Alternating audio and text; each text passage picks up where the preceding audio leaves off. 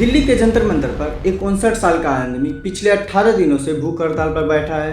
खुराक सिर्फ नमक वाला पानी और उनका 8 किलो वजन घट गया है। ब्लड प्रेशर लगातार गिर रहा है। डॉक्टरों का कहना है कि उनकी शरीर उनकी ही मांसपेशियों को खाकर जिंदा रह रही है।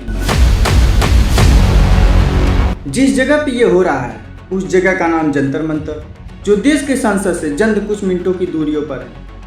और ये व्यक्ति हैं सोनम वांगचुक।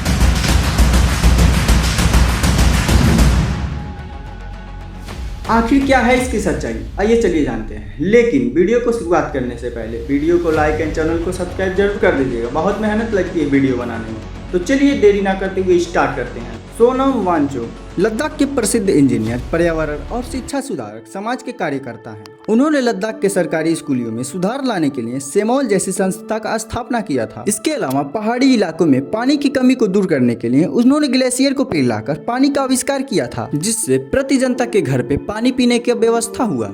बॉलीवुड के 3 इडियट फिल्म में आमिर खान ने इन्हीं का किरदार निभाया था। अब आप सभी लोग का सवाल ये होगा कि वो जंतर मंतर पे कर क्या रहे हैं। तो मैं बता दूं, सोनम वांगचुक इस समय जंतर मंतर पर भूख हड़ताल पर बैठे हैं और इसका कारण है नीट पेपर लीक। वो देश में नीट, यूजी और अन्य प्रतियोगी परीक्षाओं में कथित हुई धंधाली और पेपर लीक के मामलों में विरोध प्रदर्शन कर रहे हैं। वहाँ कॉकरोच जनता पार्टी और विभिन्न छात्र संगठनों के बैनर तले चल रहे प्रदर्शन में शामिल है। और उन सभी छात्र और पार्टियों के एक ही मांग है कि परीक्षा में हुए अनियमितताओं की नैतिक जिम्मेदारी लेते हुए शिक्षा मंत्री धर्मेंद्र प्रधान अपने पद से इस्तीफा दें।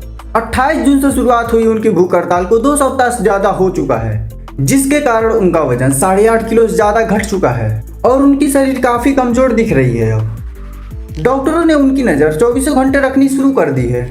अब जिस जगह पे ये हो रहा है उस जगह को लेकर पूरे देश में संवेदनाएं हो रही हैं, लेकिन उस जगह पे ही कुछ तस्वीर हैं जो देश को परेशान कर रही हैं। और शायद इस आंदोलन को इसी वजह से पूरे देश का समर्थन नहीं मिल रहा है, क्योंकि इसी मंच पे कोई नाच रहा है, कोई रील बना रहा है, कोई तिरपाल पे सो रहा है, कोई फूड ब्लॉगिंग कर रहा है, कोई एक्सेट्रा कर रहा है, ऐसा कर रहा है, वैसा कर रहा है। और ये नौटंकी हमें नहीं लग रहा है, ये सोनम वांगचुक को लग रहा है, जो कि उनका साफ स्पष्ट कहना है कि आप लोग यहाँ पर ठूस ठूस कर खा रहे हैं, दुख होता है हमें। आप लोग यहाँ ठूस ठूस के खाना खाते हैं, वो मुझे थोड़ा दुखद लगता है। अगर साथ देना है तो कम से कम एक दिन का अनशन करके दिखाइए। हालांकि ऐसा भी नहीं है कि इस भीड़ में सब ऐसे हैं। इस भीड़ में जेएनयू की नेहा जैसी लड़कियां भी हैं, जो यहाँ पर अनशन कर रही हैं, वांगचुक जी के साथ बैठी हैं, जिनकी हालत भी बिगड़ रही है। यानी कुछ लोगों के लिए ये जगह पिकनिक की तरह है और कुछ लोगों के लिए उन 22 लाख बच्चों का प्रोटेस्ट है। और तो और अभी तक सरकार से कोई एक्शन नहीं लिया गया। विपक्ष के नेता आते हैं, फोटो खिंचवाते, वीडियो बनवाते चले जाते हैं, लेकिन फिर सोनम वांगचुक की बात सारी सोच बदल देती है, क्योंकि सोनम कहते हैं कि मैं तो उठ जाऊंगा, खा पी लूंगा, लेकिन उन बच्चों का क्या होगा? लेकिन जिन बच्चों ने पेपर के सदमों में जान दी, उनका क्या हुआ? क्या वो आत्महत्याएं रुकेंगी? यही से जनता का मन बदल जाता है कि राजनीति किसी का भी हो, सरकार किसी का भी हो, क्या बच्चों के लिए हम प्रोटेस्ट नहीं कर सकते और बच्चों के हित के लिए लड़ाई नहीं लड़ सकते? बच्चों की लड़ाई को हम अधूरा छोड़ दें? और यहीं से देश को सोचना है कि सोनम वांगचुक का क्या होगा। और इसके साथ पूरे देश को ये याद आ रहा है कि इन बच्चों की लड़ाई में क्या सोनम वांगचुक बचेंगे भी या नहीं, क्योंकि इतिहास में वो नाम बार बार याद आती हैं।